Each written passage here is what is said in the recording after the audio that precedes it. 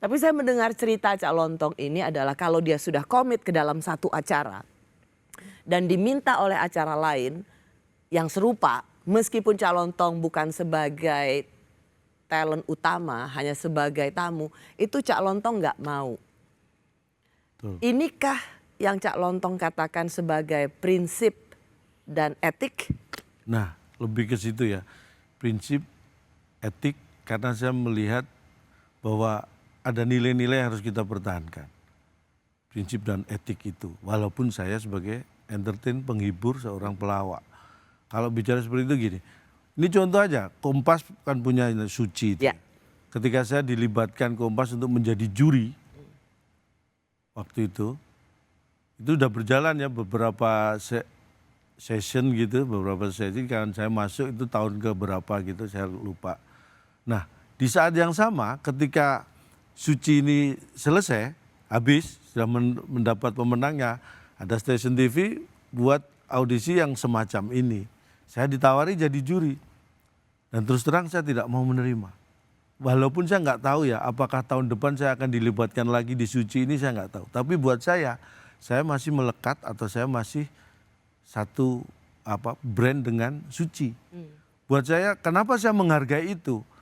Karena begini, sebuah stasiun TV dengan tim kreatifnya itu dengan kemampuan memaksimalkan kemampuan membuat sebuah konsep program ini kan nggak sembarangan, ini kan sebuah perjuangan. Dan konsep program itu kan punya brand image. Ketika saya dipilih, saya yakin bahwa saya masuk dalam brand image yang diinginkan program itu.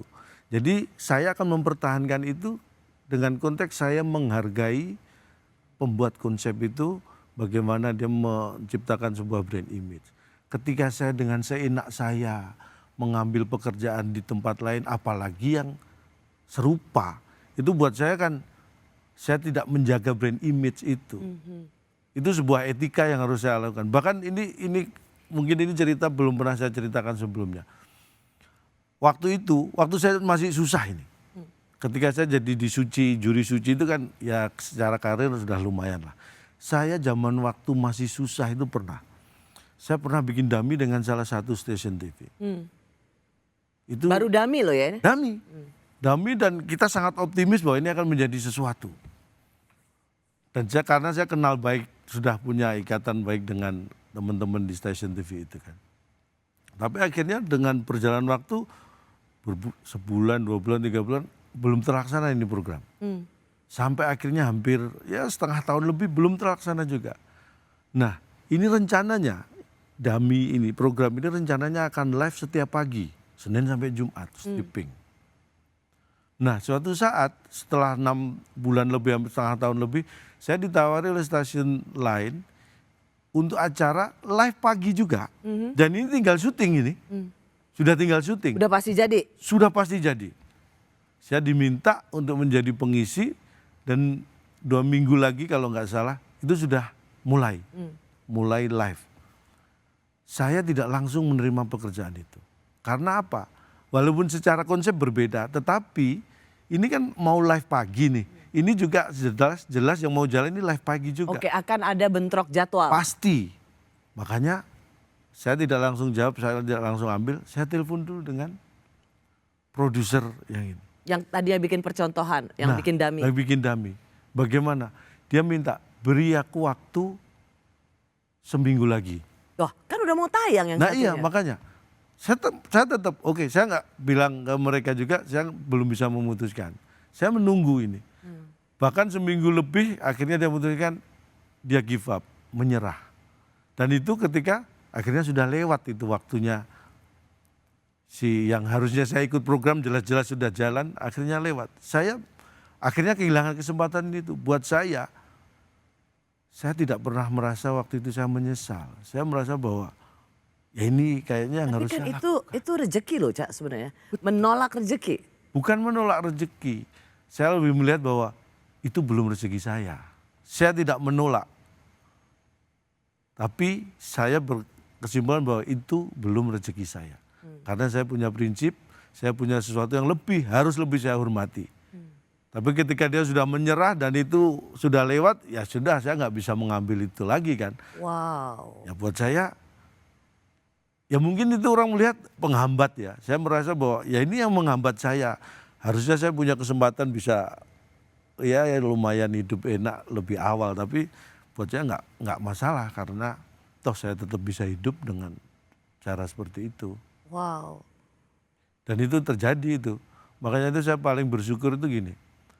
2005 saya itu mulai di Jakarta itu 2005. Saya memilih, walaupun saya pernah lulus kuliah dan bekerja. Saya waktu itu ikut perusahaan Jepang kan, saya bekerja. Tapi hampir 5 tahun saya bekerja, saya merasa saya nggak di sini nih harusnya. Akhirnya saya keluar. Ya lulusan elektro ITS. Nah itu, saya waktu kerja itu saya pakai ijazah ini, jadi saya jadi quality control untuk mechanical, electrical sebuah high-rise Benar-benar building. kerja berdasarkan disiplin ilmu. Betul. Tapi justru saya 4 tahun lebih, hampir 5 tahun saya merasa kok saya nggak di sini kayaknya. Walaupun sebenarnya secara ekonomi ya sudah ya namanya sebagai karyawan ya sudah aman lah gitu. Tapi akhirnya saya memutuskan kerja. Saya ngomong ke istri saya memutuskan bahwa saya bukan di sini.